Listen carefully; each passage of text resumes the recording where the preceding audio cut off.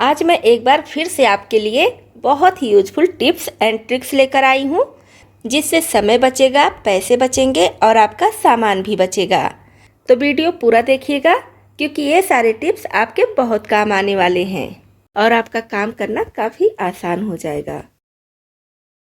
धनिया पत्ती स्टोर करने की वैसे तो मैं बहुत सारी टिप्स आपके साथ शेयर की हूँ, लेकिन आज फिर से आपके साथ कुछ टिप्स शेयर कर रही हूँ जो आपको बहुत पसंद आएंगे। तो धनिया पत्ती को भी अच्छे से धुल लीजिए और सारा पानी सुखा लीजिए। इसमें पानी बिल्कुल नहीं लगा रहना चाहिए और इसमें जो सड़ी गली या सूखी हुई पत्तियां हो तो इसको हटा दीजिए। और आप चाहे तो इसको जड़ के साथ भी रख सकते हैं, बिना जड़ के भी। तो मैं इसको जड़ के साथ ही रख रही हूँ, क्योंकि जड़ के साथ ही ये पत्ती मिली। तो इसको स्टोर करके रखने के लिए कोई भी कॉटन का कपड़ा ले लीजिए, हल्का कपड़ा, जैसे किचन टॉवेल हो गया या कुछ भी हल्का सा हो गया जो हल्का हो।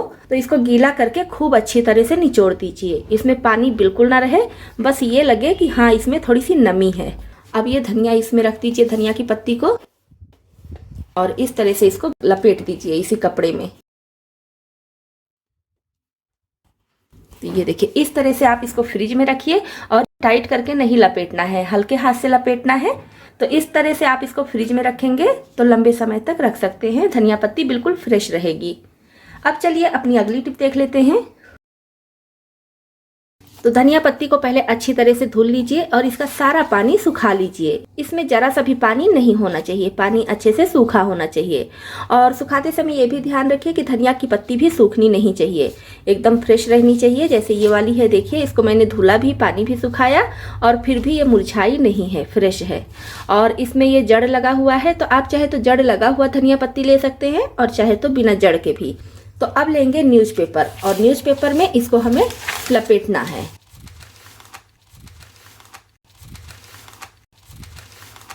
और न्यूज़पेपर में लपेटते समय बस आपको ये ध्यान रखना है कि इसको टाइट नहीं लपेटना है, बिल्कुल हल्के हाथ से लपेटेंगे इस तरह से। और इधर दोनों किनारी को इस तरह से मोड़ देंगे, जिससे ये लॉक हो जाए, इधर से भी नमी इसमें ना जाने पाए। तो ये देखिए, ये अच्छे से लॉक हो गया है। अब इसको आप स्टोर करके फ्रिज में रखेंगे तो लंबे समय तक स्टोर रहेगा। और अगर इसको और ज़्यादा लंबे समय के लिए स्टोर करना है तो एक पॉलीथीन में रख लीजिए। अब इसको हमें रखना है फ्रिज में, और एकदम दबाकर एक साथ कई सब्जियां प्रेस करके नहीं रखना है। इसको ऐसे रखना है कि इसके ऊपर कोई भी प्रेशर ना पड़े। तो इसको फ्रिज में आप इस तरह से रखिए तो लंबे समय तक स्टोर रहेगी। अगली टिप है हमारी प्याज को लेकर। प्याज थोड़ा सा काटना हो या फिर ज़्यादा, आंखों में जलन होती ही है। तो आज बहुत अच्छा टिप बता रही हूँ, जिससे आप कितना भी प्याज काट लेंगे मिनटों में कट जाएगा और ना तो आंखों में जलन होगी ना ही आंखों में लगेगा। तो इसके लिए प्याज को पहले 2 टुकड़ों में कट करके हल्के गर्म पानी में डाल दीजिए और 10 मिनट के लिए इसी तरह से रहने दीजिए। अब प्याज को छीलकर दोनों किनारी को कट कर लीजिए और फिर अपनी मनपसंद आकार में कट कीजिए। ना तो प्याज आंखों में लगेंगे और ना ही आंखों से आंसू निकलेगा। छोटा सा टिप है लेकिन बहुत यूजफुल है। तो अब चलिए अपनी अगली टिप देख लेते हैं।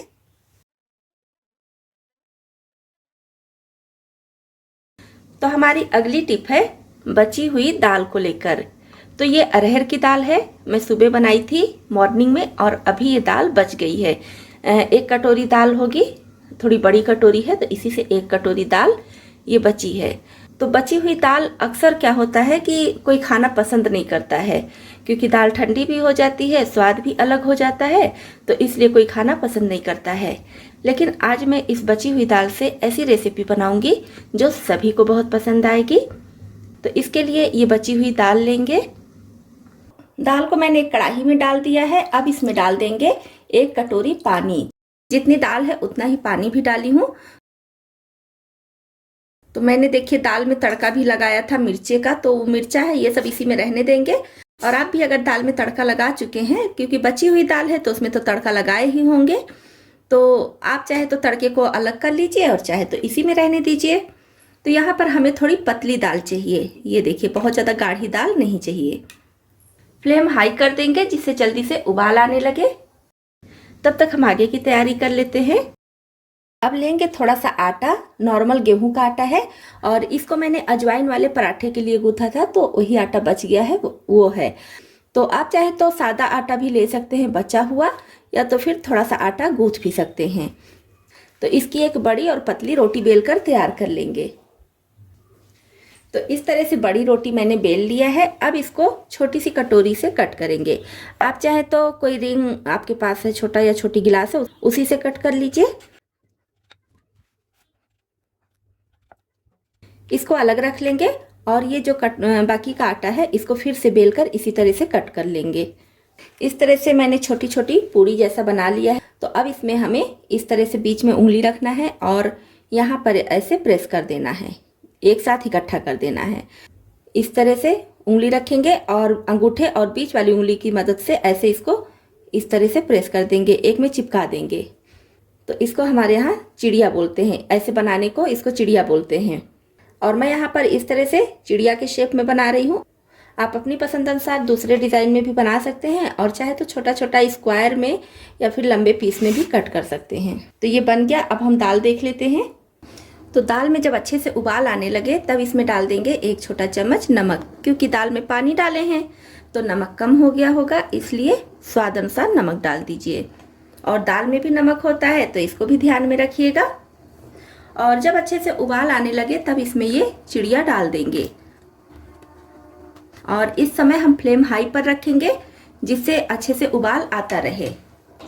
हल्के हाथ से चला देंगे और इसी के पकने के साथ साथ में कुछ मसाले भी डाल देंगे, जैसे 1/4 छोटा चम्मच लाल मिर्च पाउडर, अपने स्वाद के अनुसार तीखा कर लीजिएगा। और पानी डालने से हल्दी भी थोड़ा मतलब कलर भी इसका लाइट हो गया है, तो 1/4 छोटा चम्मच हल्दी पाउडर भी डाल दे रही हूँ। अच्छे से मिला देंगे और फ्लेम लो मीडियम पर रख के थोड़ी थोड़ी देर पर चलाते हुए कम से कम 5 से 6 मिनट तक पका लेंगे। तो जब तक वो दूसरे साइड में पक रहा है तब तक हम तड़के की तैयारी कर लेंगे। तड़का पैन में डालेंगे 1 टेबल स्पून सरसों का तेल। तेल गर्म हो जाए तो 3 से 4 लहसुन की कलियां और एक सूखी हुई लाल मिर्च छोटे टुकड़ों में करके डाल देंगे। लहसुन जरूर डालेंगे क्योंकि दाल सुबह की है तो फ्रेशनेस लहसुन से आता है। और आप लहसुन नहीं खाते हैं तो फिर स्किप कर दीजिए। लहसुन पर जब हल्का कलर आ जाए तब 1 छोटा चम्मच साबुत जीरा और 1 चुटकी हींग डाल देंगे। तो अब फ्लेम ऑफ कर देंगे। तड़के को हमें ज़्यादा नहीं जलाना है। तो इधर अच्छे से ये पक चुका है, फ्लेम मैंने ऑफ कर दिया है। तड़का इसमें डालने से पहले थोड़ा सा गरम मसाला डाल देंगे और अब इस तड़के को इसमें डालकर तुरंत ढक देंगे। कुछ सेकंड के बाद इसको अच्छे से चला देंगे। बहुत अच्छी इसमें से खुशबू आ रही है, लहसुन की, हींग की, मिर्चे की, सभी की बहुत अच्छी खुशबू आ रही है। अब इसमें थोड़ा सा धनिया पत्ती डाल देंगे बारीक कटी हुई और अच्छे से इसको भी मिलाकर अब हम गर्मा गर्म दाल टिक्की यानी कि दाल ढोकली सर्व करेंगे। तो आज हम बची हुई दाल से बहुत बढ़िया दाल टिक्की यानी कि दाल ढोकली बनाकर तैयार किए हैं। तो जब भी आपके घर में दाल बच जाए तो इस तरह से दाल टिक्की बना लीजिए। दाल फेंकी भी नहीं जाएगी और सभी को बहुत पसंद आएगी। तो दोस्तों, आपको इसमें से कौन सा टिप ज़्यादा पसंद आया और कौन सा आपको पहले से पता था, कमेंट बॉक्स में लिखकर जरूर बताइए। इतने यूजफुल टिप्स एंड ट्रिक्स के लिए एक लाइक और शेयर तो बनता ही है। चैनल पर पहली बार आए हैं तो सब्सक्राइब भी कर लें।